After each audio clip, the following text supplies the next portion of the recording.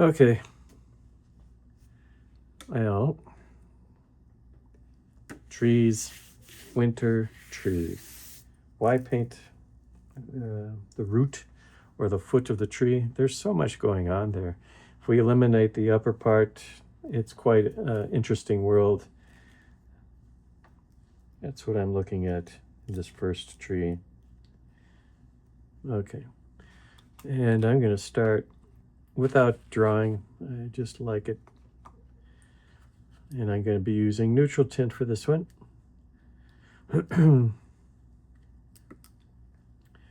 So basically just water to get started here. I've got such a big shape in these trees that I don't see the point in drawing it. Although I suppose I'm missing something. But I feel a stronger connection when I engage in the brushwork. Also, I can start to imply texture this way, right?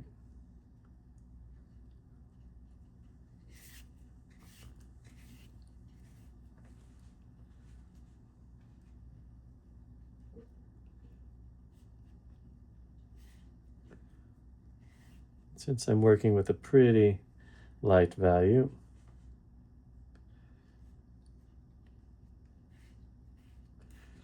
I can just run this brush forever, basically.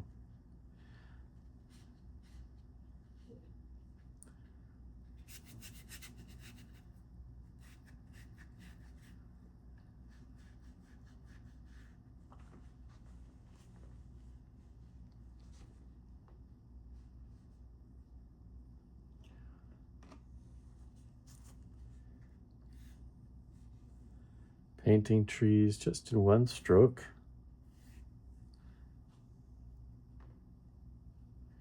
Requires me to think about where I'm putting that stroke, how much is on the brush, how big do I want that stroke to read.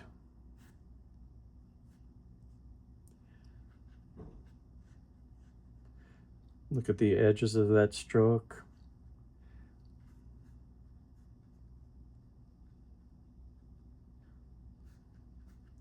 All these things start to have more importance when we abandon the pencil and start to think about using the brush. Of course, we need to choose the right brush. How do we do that, Gary? Well, I think about the width, the sort of edge and quality of the brush stroke. So in this case, I think a lot about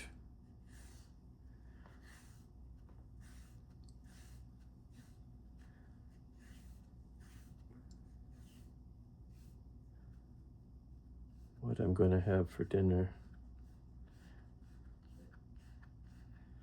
Probably can't hear it, but my stomach is sort of growling, painting as a starved artist. Well, using this dry technique, we can quickly start to paint a very complex scene that would,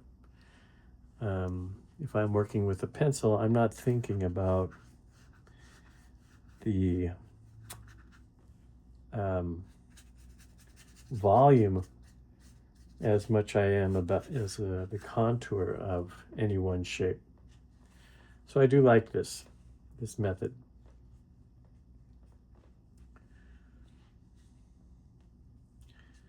Now I'm going to bring some of this down, staying with neutral tint. Here's where I'm going to try to engage some texture. Start with kind of a very dry application. And notice how I'm kind of using the side of the brush to paint this slope in the background. That's basically what I'm looking at. That edge is giving me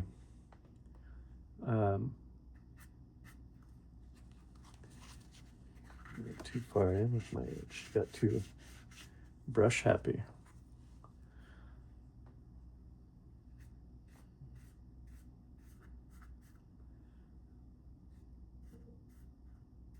Yeah, like this. This I can come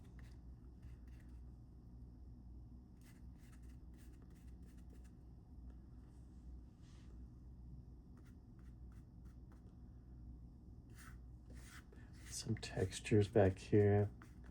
I just love this way of painting a complex area. I can't be overly obsessed because my brush won't let me. See how I'm using it? It's just like a broomstick.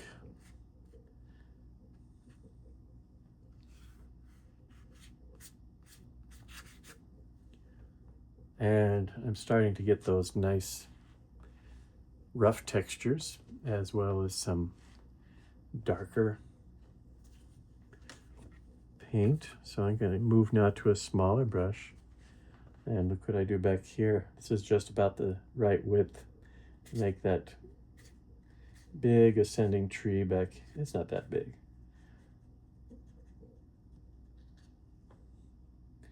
That brush stroke gives me a added benefit in that I can let the hairs sort of splinter and create extra branches this way. And look at how I bring the edge down to meet the snow.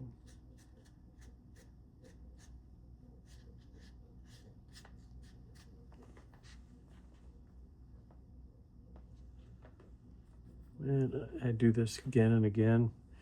Take my brush, a little bit of the paint out of it. Let's return to some of these marks and help those along.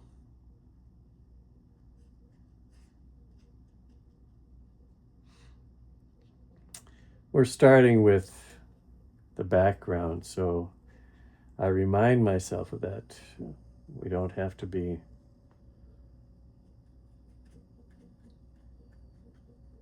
really so precise or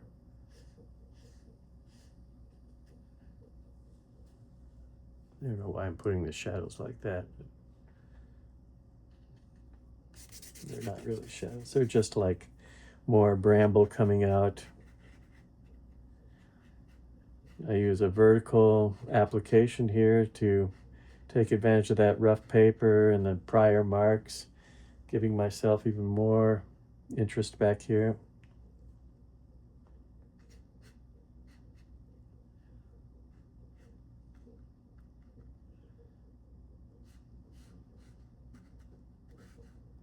And though I know this snow on the far shore is got a tone to it, maybe I should do that right now. Is just take water, pull a lot of that water out of the brush and start to apply that tone in a random fashion.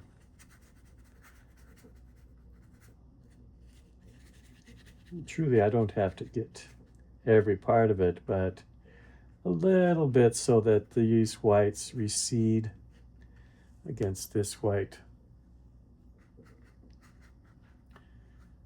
That's a bit of logic.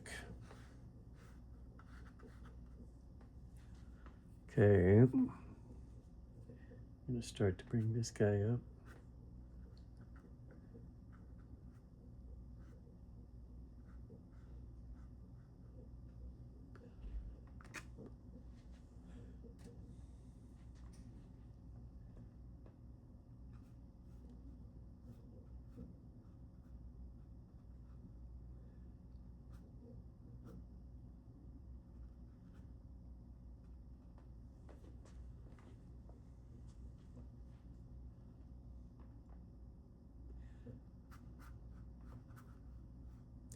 Here we're painting a flat surface, so I will try to let the brush strokes reveal that somewhat.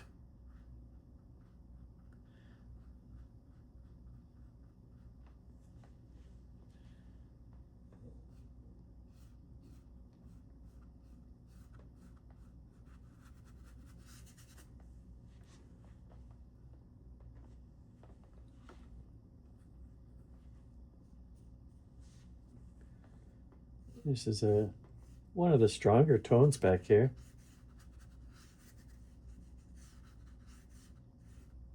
But still background.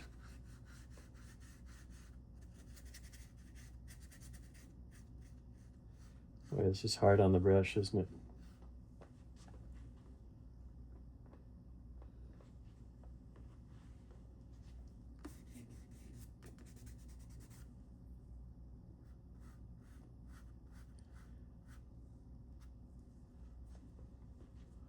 Well, we go forward. See how my brush is, the bristles are frayed. They're not afraid, they are frayed. Heard some of you chuckling back there.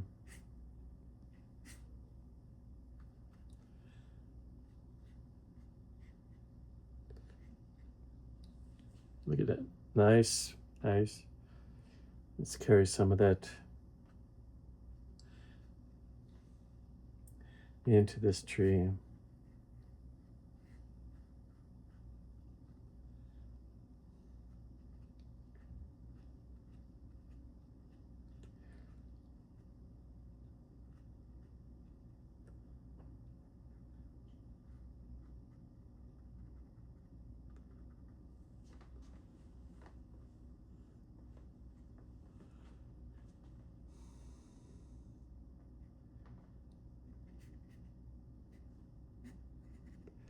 Same brush. I haven't filled it yet, refilled it yet. And we can do some negative painting here.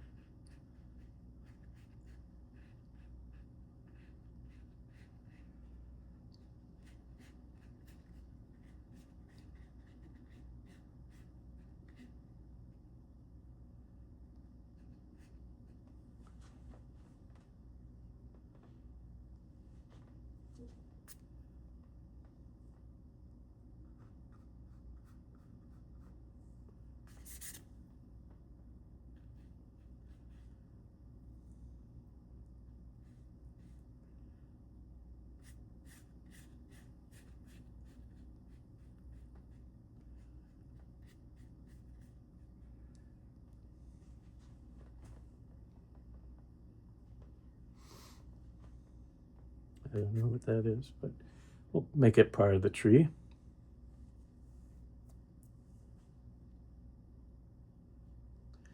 And you notice how the snow has two planes. One is a rising, one is a flat. I think it's a good idea to, at this point, take that dirty water and paint that flat. This is just to capture some of those lights. The flat brush is good because it does not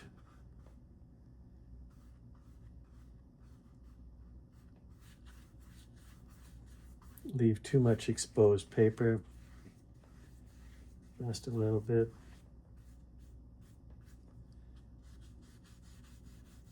I'm mimicking what I see in the photograph, just leaving a few edges of that bright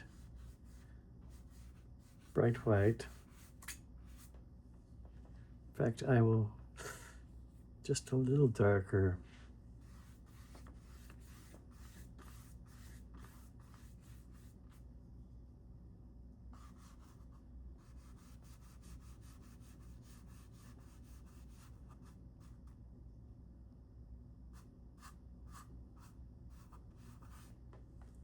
Okay.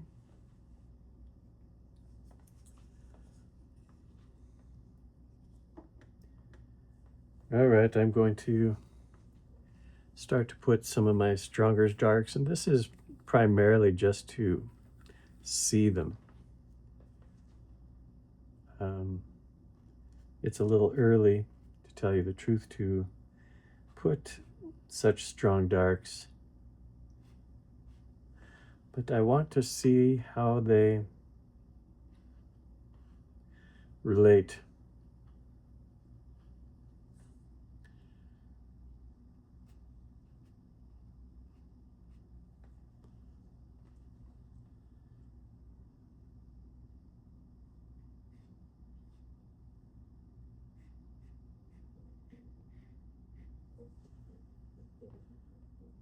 They really bring that tree forward. So I think I've chosen pretty well.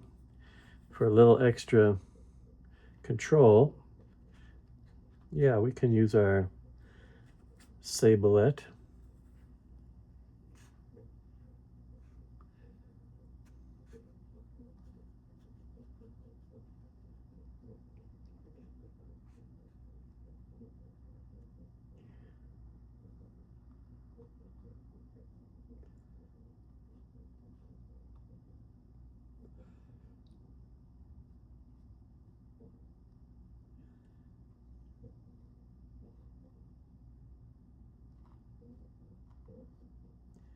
I really want to feel like those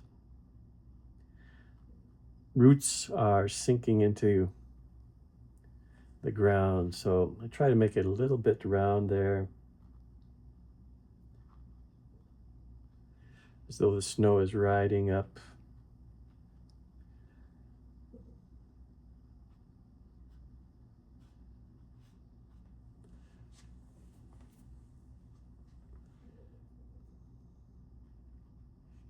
And I'm just following the edge that I kind of created here.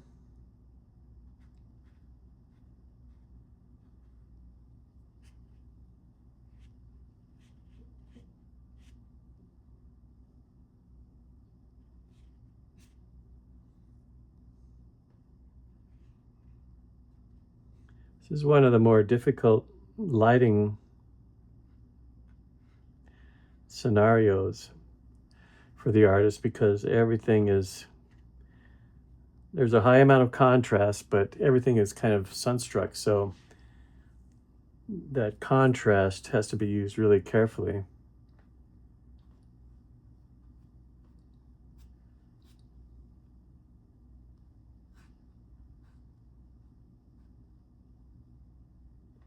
And I just want to get a start with this, so I can start. Well, that's quite interesting, isn't it? It starts to make those midtones look even more interesting.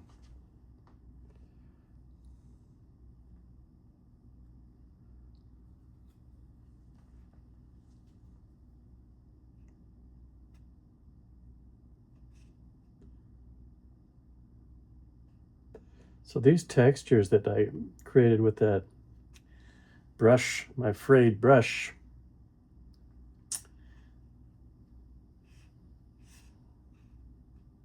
help me to paint,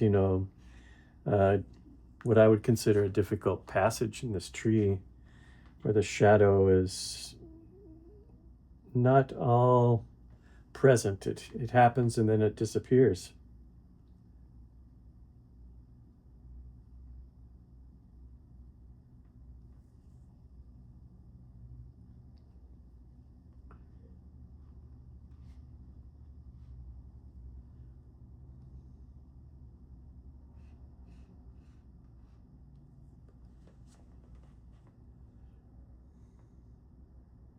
Okay, that's enough playing around with the darks. I can see that they're going to have a strong impact. Now what I want to do is get that river a little darker. So I'm going to take my smaller mop brush again, and I do observe a gradient, a little darker towards this side, a little lighter over here.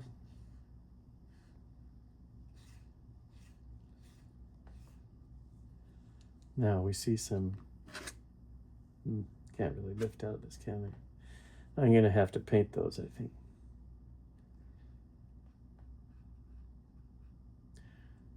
I don't mind painting them. In fact, they look better as brush strokes, I think, than they do if I try to paint around them. And I'm talking, of course, about the branches. Lots of fun branches through here.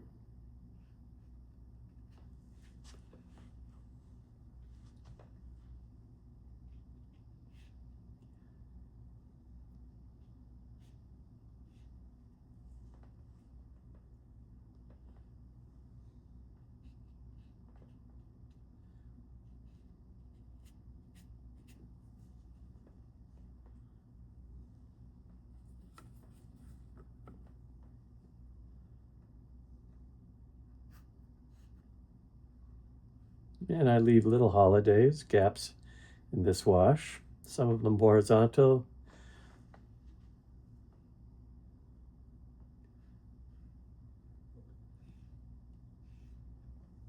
Some of them just dots or dashes. I give a little surface to that to notice how that tone sets off all of this frontal area.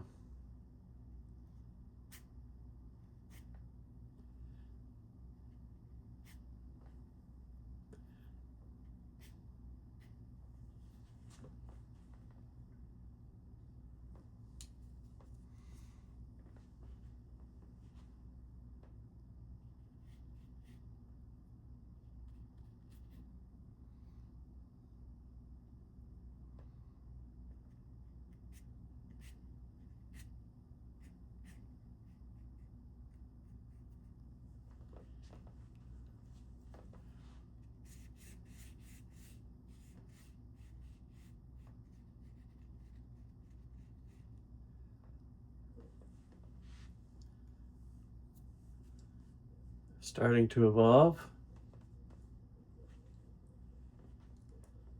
Let's try create just a little texture. Bark.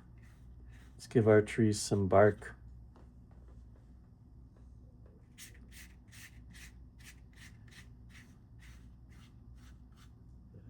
Ruff, ruff, ruff.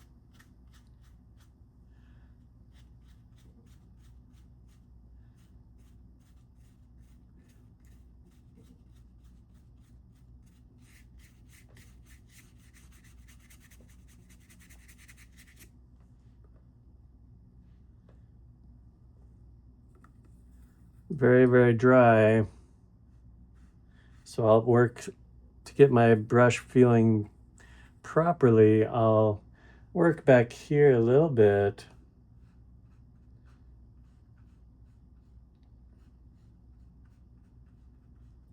And when I feel the brush is dry enough, I'll come in and I'll add some bark. Ruff, ruff. Like this.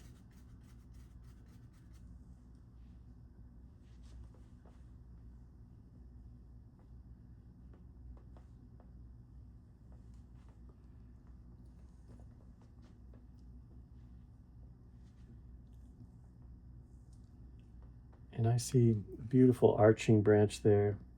I think I have to cover this white to work with that branch. How am I going to do that? Well, since I painted the river pretty solidly, I have to draw that in. And I'm going to use white to do that.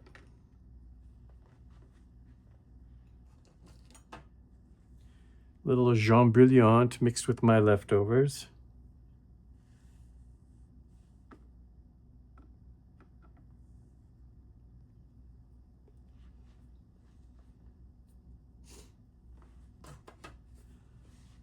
And this is very, the yellow really stands out here, which I don't want. I'm mixing it with a few leftovers, and I may have to move to a colder white to get what I want. Let's just test it here.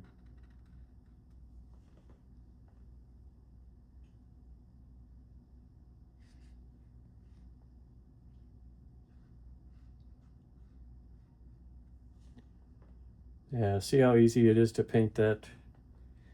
Much easier than cutting around.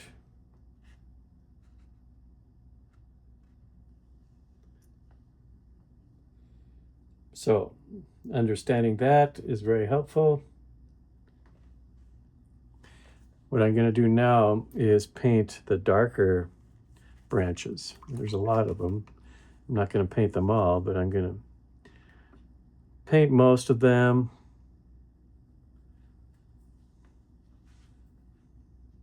With this skinny brush here.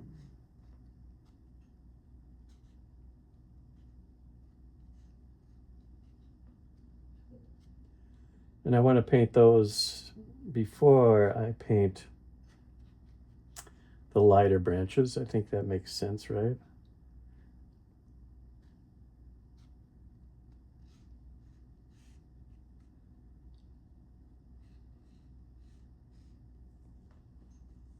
Those are a little thick.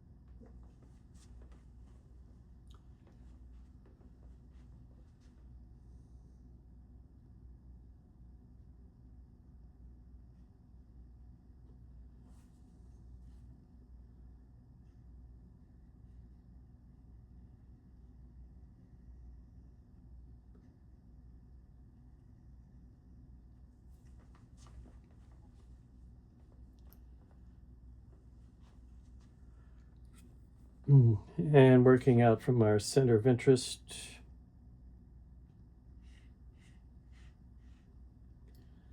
Left and right. How many of these crazy branches do I have to put in? Well, it's winter, right? So a lot of branches. Summertime, we can just paint trees and it's understood. But I chose winter trees. So I have to work with my decision.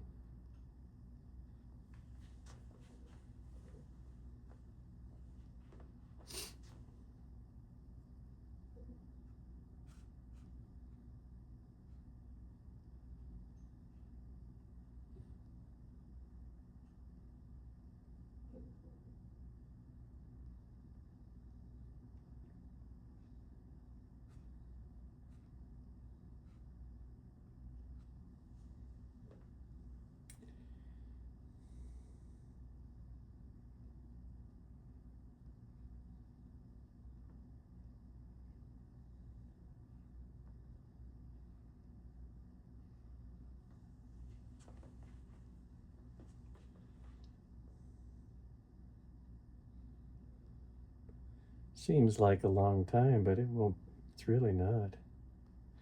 How long did it take for these trees to grow like this?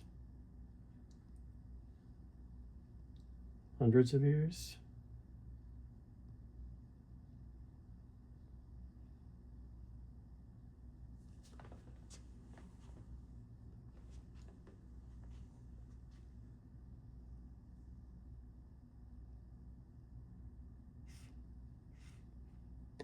We need to ponder these things as we paint them. We gain an appreciation that way.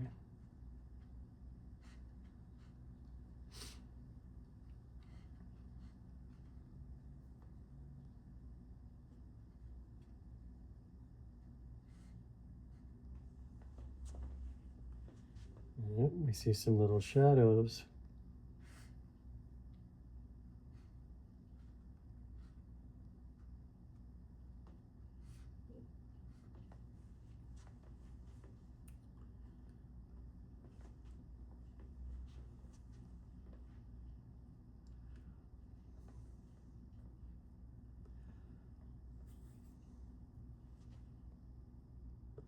Let's work over here a little bit. We can go back and forth.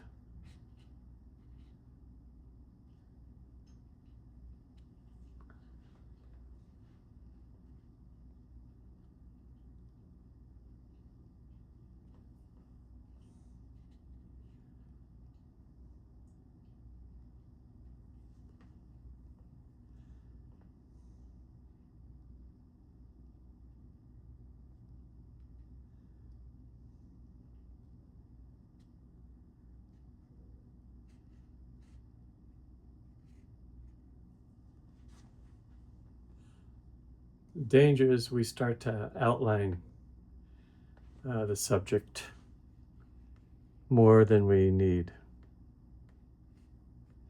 So I'm going to try and avoid that. And it's okay to start with an outline. We just don't want that as the final result. So we can blur, we can blend.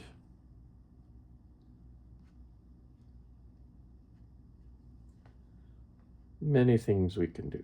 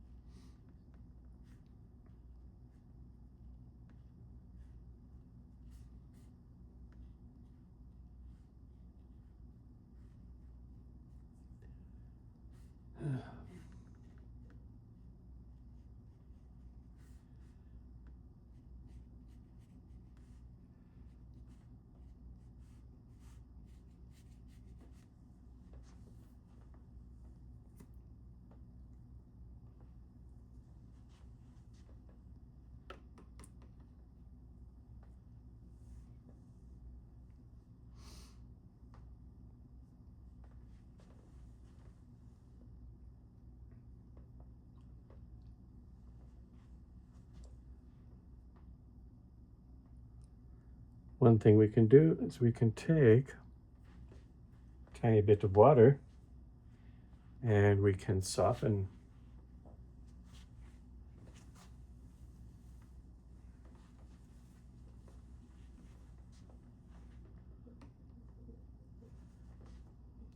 some of these marks. Just a little bit of water.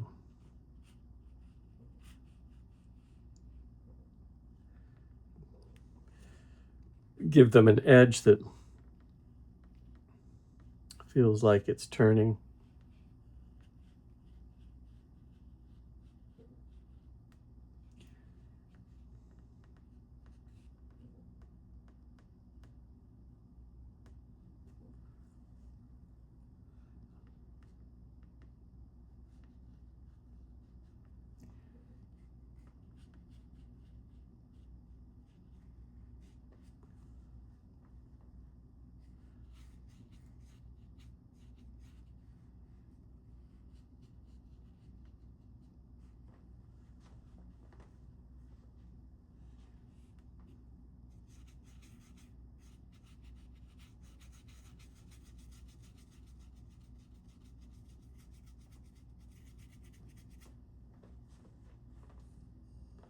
See how much more sculptural this became just by adding a little bit of intermediary dark on this edge or this part of the roots that are going into the ground or disappearing into the snow. Look for those highlights. They're not really blindingly obvious. They're kind of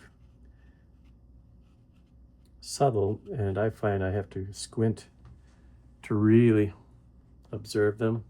See how flat these marks look? Let's see if we can do something similar. Just a little bit of an intermediary value.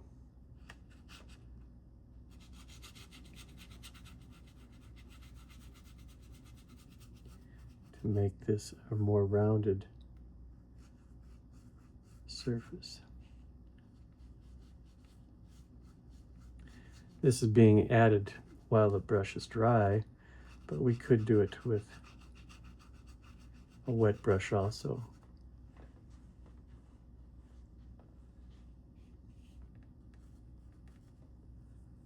In fact, I think I need to soften those marks, so I am using a wet brush here to soften the harshness of that strong edge. And all this has me wondering whether I could have done this more effectively in the first stage after applying some of that color. If I would have taken a little damp dark along the edge, could I have stated that a little more effectively? Maybe.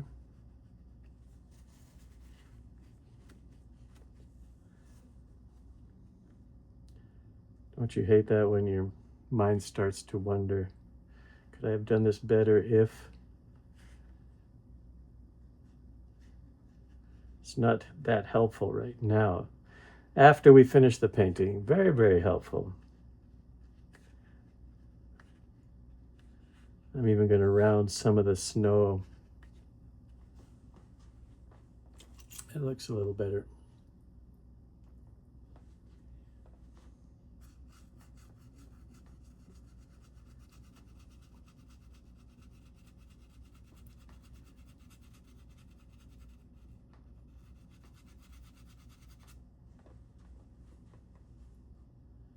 Okay.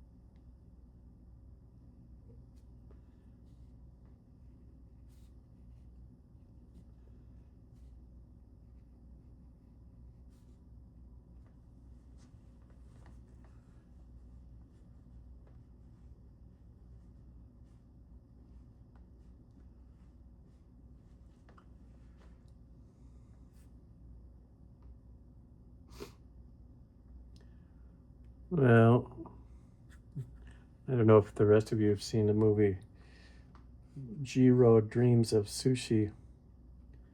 I can't get it out of my mind. And that's telling me, Gary, you better take a break, get some sustenance. I don't want to rush this part, if you know what I mean.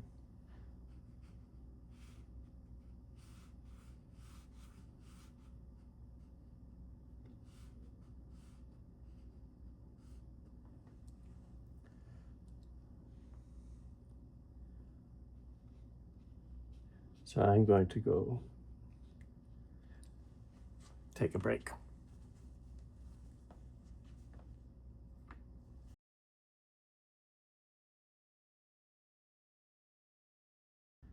Well, we're getting close to finished here. I want to add some darker accents, make my tree feel a little rounder, cast some shadows down the length of the tree.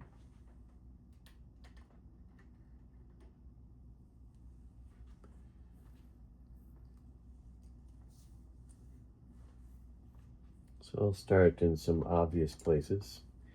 I'm using a smaller brush here that's well worn. A lot of dry technique in this painting. Neutral tint or black. And we'll start back here. Strengthen some of these darks back here.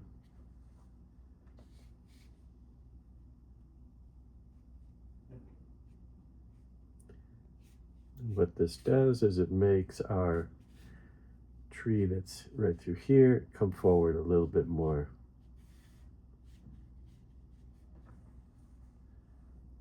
We're pushing something back, at the same time we push something forward.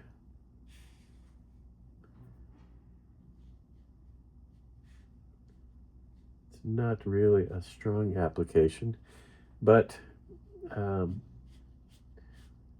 it doesn't need to be at this point. We're kind of refining our image. And it comes forward. I like the little cast shadows that we see here and there. We've got some of that down below. How about through here, this little rounded shadow that we see bouncing over the branches.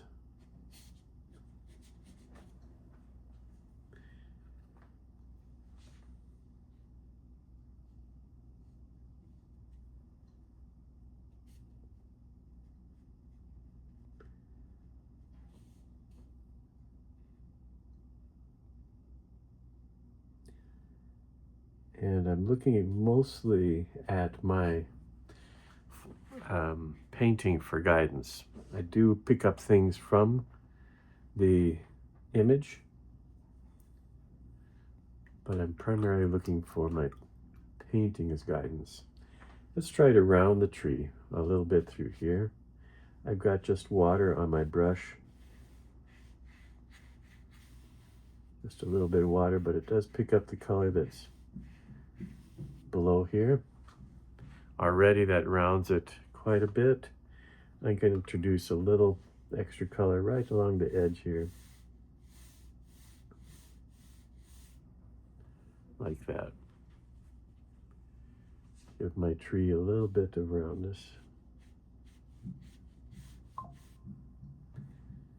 And the same on the other side of the next tree over here. Starting with water, coming down about 1/4 of an inch into the tree.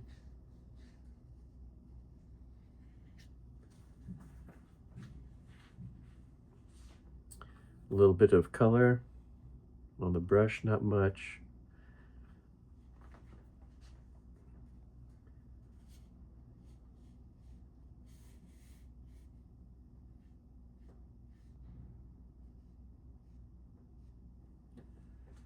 Like that, gives it a little bit of roundness.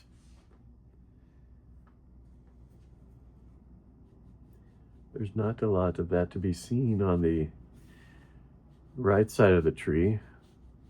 So we'll try to define that from behind a little bit more clearly.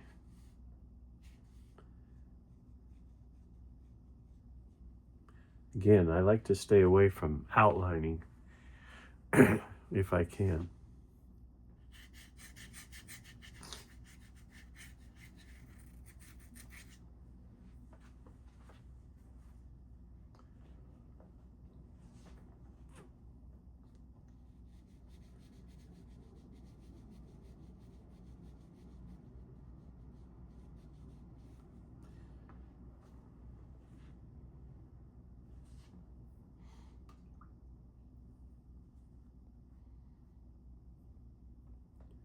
I'm going to do a little of the same towards the bottom again.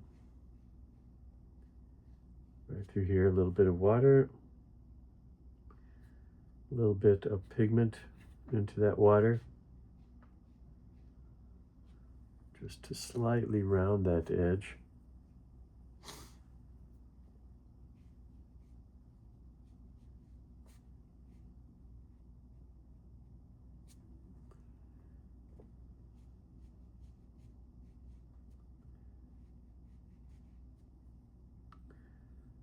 A little extra darkness on the topmost part of this root system coming out. A little bit of roundness to the snowdrift.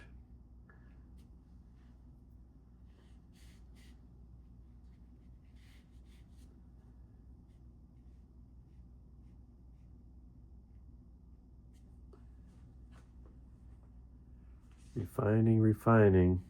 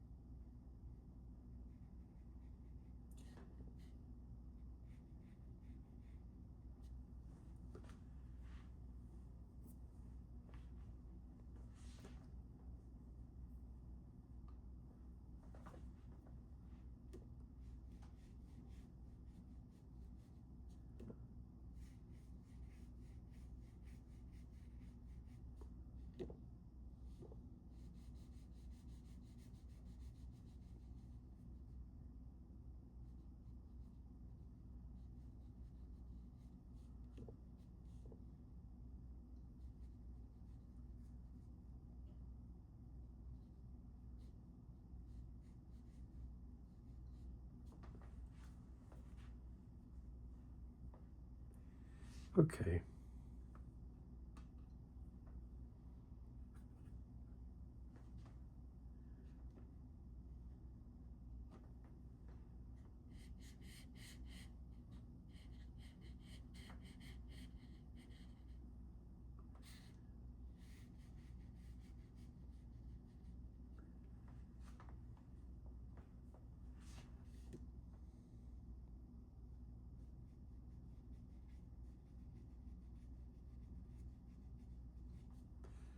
Let's see now.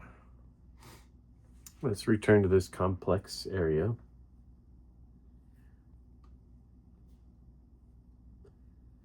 And make it a little more complex. We do that with some skinny branches. Right now I'm using darker branches to do this.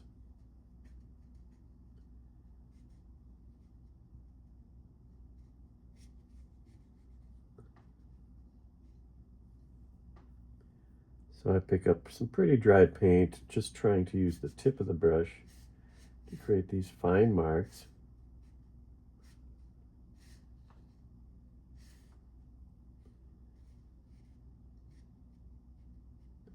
Building up the bramble, so to speak.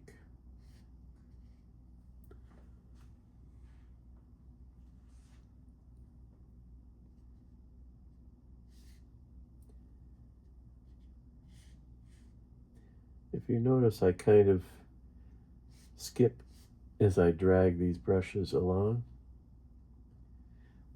That way of making a mark helps me to create joints or elbows. So where I break the stroke or press a little harder, creates a little bit of a natural division in the branch. So I can add to that, giving myself easy opportunities for this sort of suggestion.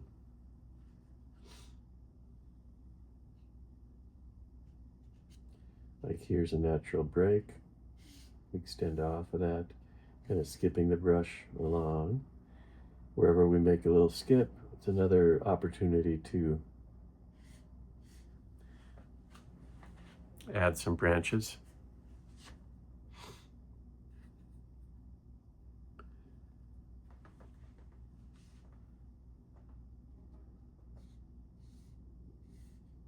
And I have almost a tempo in my head. That seems to translate well into creating a natural feel to all of these branches.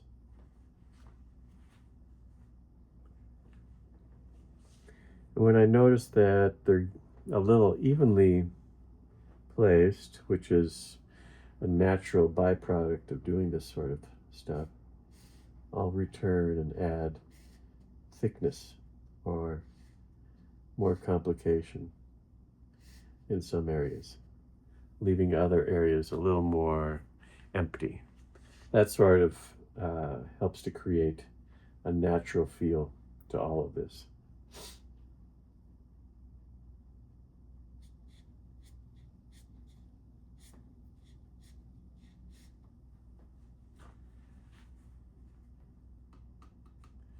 So let's look at how the branch disappears into the snow. When we have a little piece of a branch coming out, for example here, there's usually a little roundness to the bottom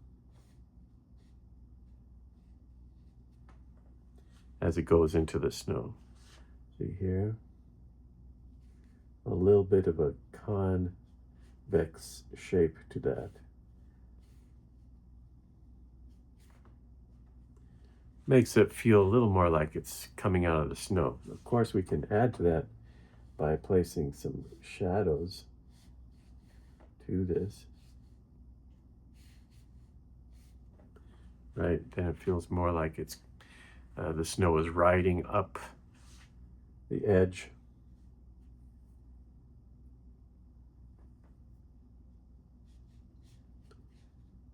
Those little things here too, going on in the big trees. We notice it here as well. Kind of a flaring of the bottom of the tree, and then a kind of convex shape bulging towards us. We're looking down at this from above, so it's not going to be flat. It's going to be rounded like that.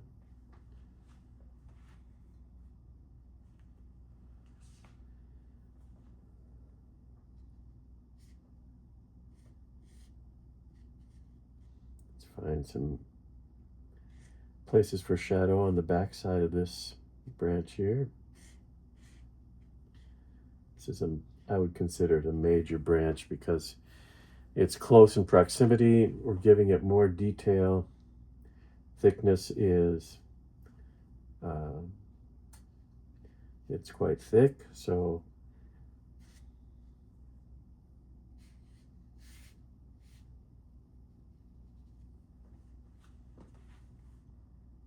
looking pretty natural.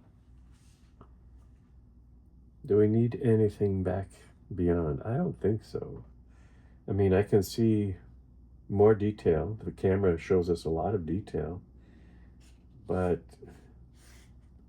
I prefer to kind of push that to the back, let these branches have more of a say. I am going to make a couple of these branches a little thicker. Right now they're very even in terms of their thickness. So for like this guy, for example, a little thicker. Or this one rising up.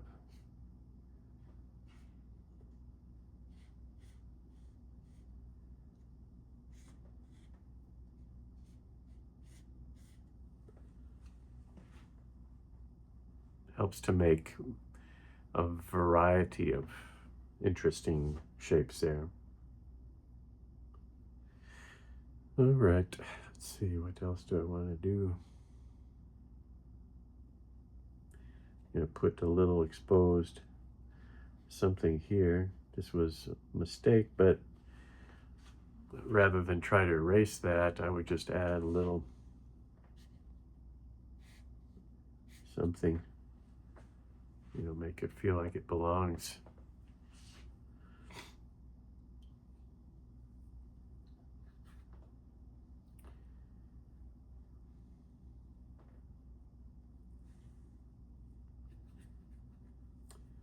I'm going to return and just add a little more texture here. Right to the bottom. I want it to be kind of bright up there. Bright as the roots come forward, but where it's rising, just a little bit darker. using the dry brush to do that.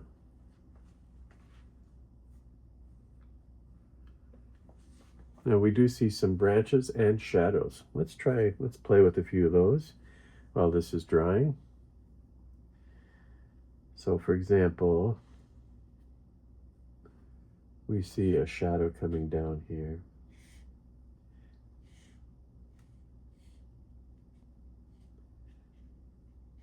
Just following the contour of the tree.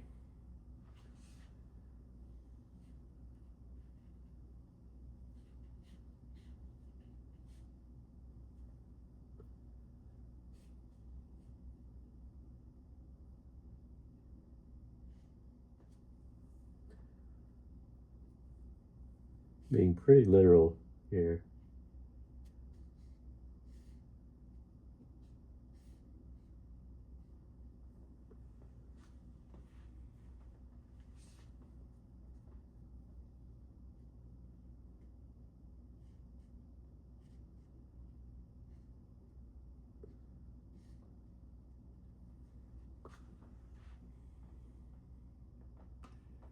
And we see a couple more of these, a little lighter color, coming, for example, across here.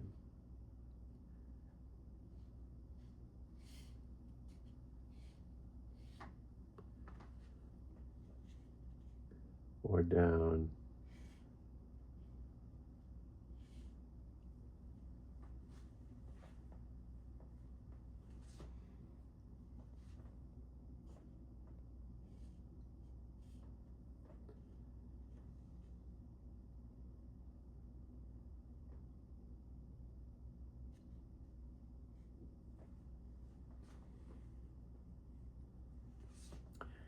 And we do see some more physical branches coming across the plane here.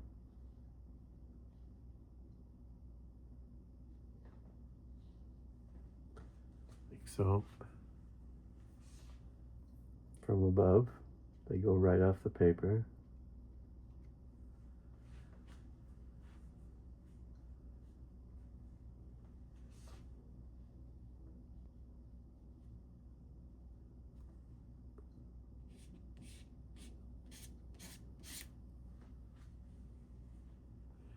Let's look at this tree a little bit more back here. Here we have a concave shape. There's a little mound of snow rising back there.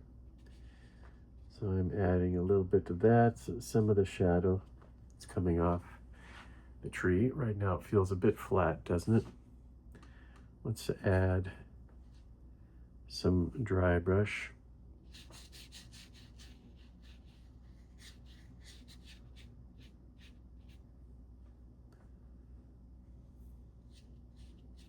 And then some darker color to the edge of this tree to bring it out as well. It's kind of semi-wet there, so that color should be drawn in. Made to feel a little round.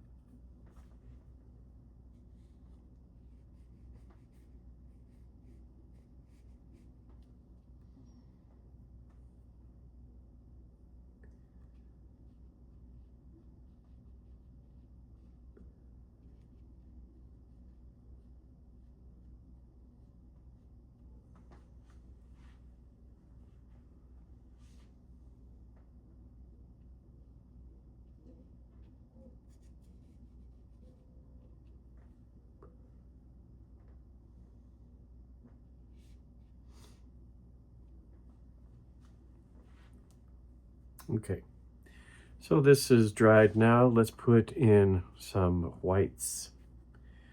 Taking a little bit of my white, a little Jaune Brilliant, mixing it with these leftovers.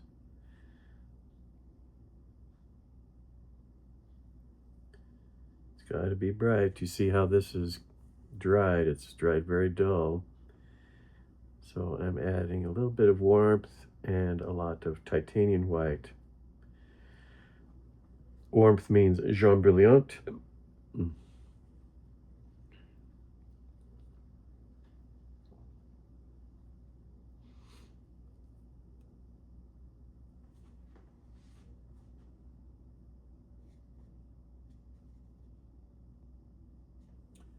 To blue, let's add a little more Jaune Brilliant.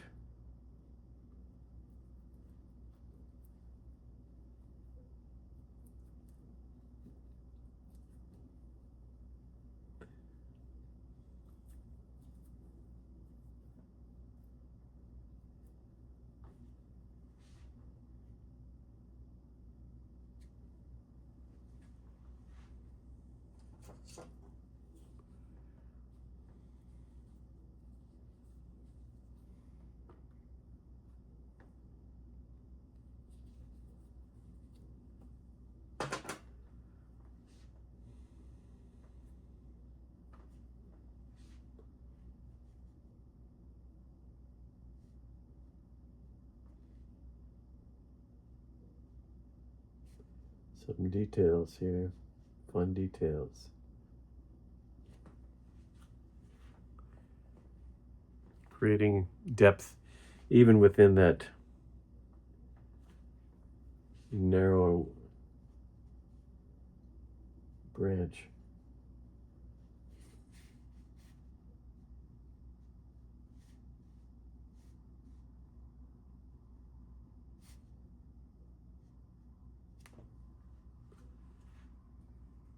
I like that. The blue is pretty, I'm sorry, the white is pretty close. Still could use a bit more yellow, a bit more warmth.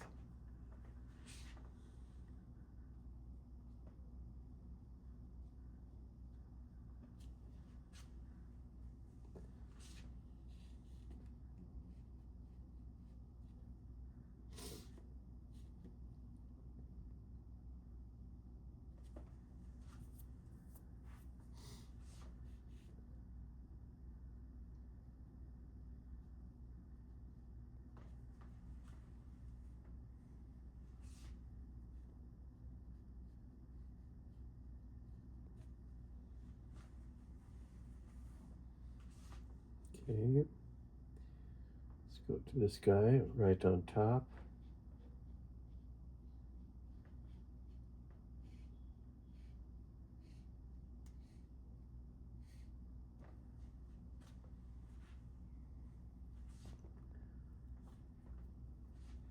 Much easier to paint these.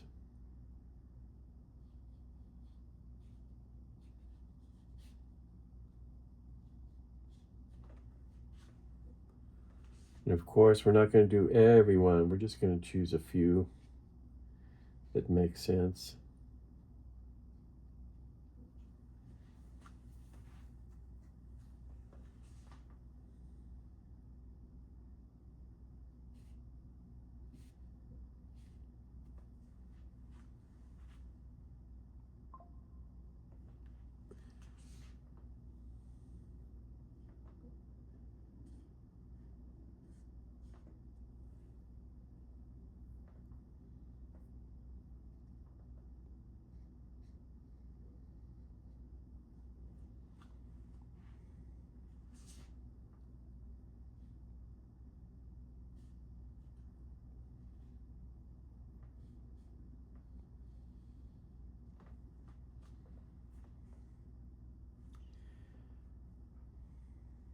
Yeah, I think that's about as far as I go with this. Let's take off the tape.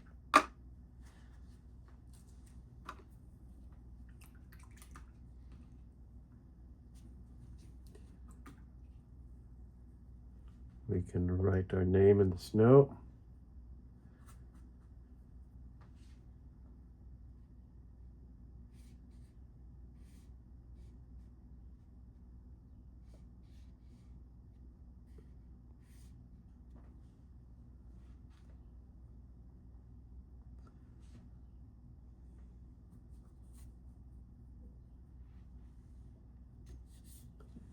Kind of like to leave all of this blank here.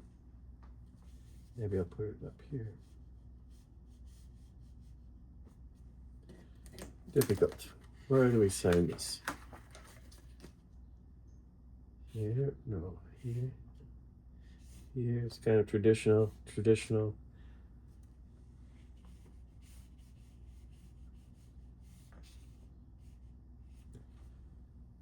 Maybe here.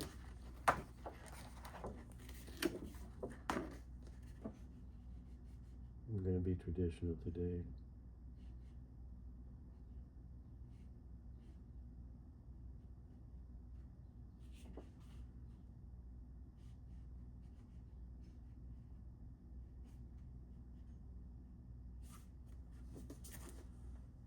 Yeah, that fits with the subject.